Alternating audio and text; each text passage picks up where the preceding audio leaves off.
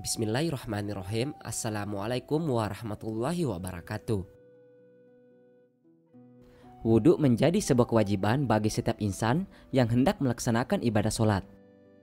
Karena ibadah sholat tidak akan sah tanpa wudhu yang sah terlebih dahulu. Wudhu yang sah merupakan wudhu yang sesuai dengan rukun dan syarat sahnya wudhu. Jika ada salah satu yang terlewat atau tidak sempurna, maka tidak sempurna pula lah wudhu dan sholatnya secara otomatis. Ketika kita berwudhu, ada beberapa ulama yang menganjurkan untuk membaca basmalah dan doa sebelum wudhu secara dilafalkan atau didengar oleh orang lain. Namun, bagaimana jikalau kita berwudhu di dalam kamar mandi, yang tidak boleh mengucapkan kalimat yang baik dan berdoa karena kamar mandi merupakan tempatnya setan dan jin.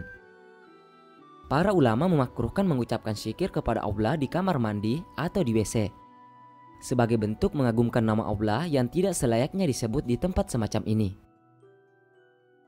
An-Nawawi mengatakan, dimakruhkan berzikir dan berbicara ketika buang hajat, baik di dalam ruangan maupun di luar ruangan, kecuali karena keadaan terpaksa.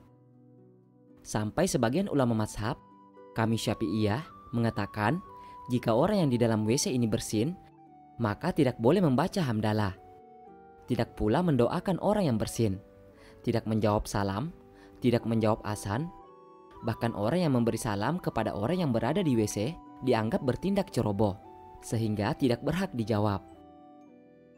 Berbicara apapun dalam kondisi ini hukumnya makruh, meskipun tidak haram.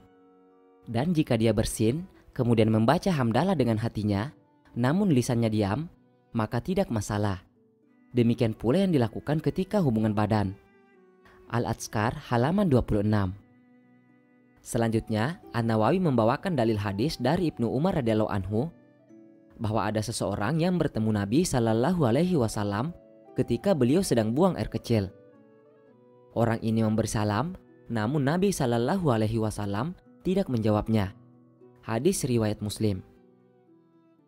Seseorang yang berwudu di kamar mandi akan menjumpai masalah ketika dia hendak membaca basmalah sebelum berwudu. Lalu apa yang harus dilakukan? Para ulama berbeda pendapat dalam masalah ini. Pertama, membaca basmalah dalam hati tanpa menggerakkan lisan.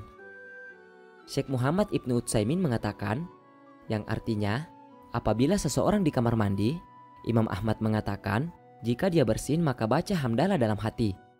Dari beberapa keterangan Imam Ahmad ini, disimpulkan bahwa membaca basmalah dalam hati. Kedua, membaca basmalah dengan diucapkan. Imam Ibnu Bas menjelaskan, boleh berwudu di dalam kamar mandi jika butuh melakukan hal itu. Tetap membaca basmalah di awal wudu. Dia ucapkan Bismillah.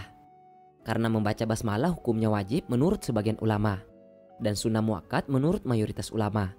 Wallahu a'lam.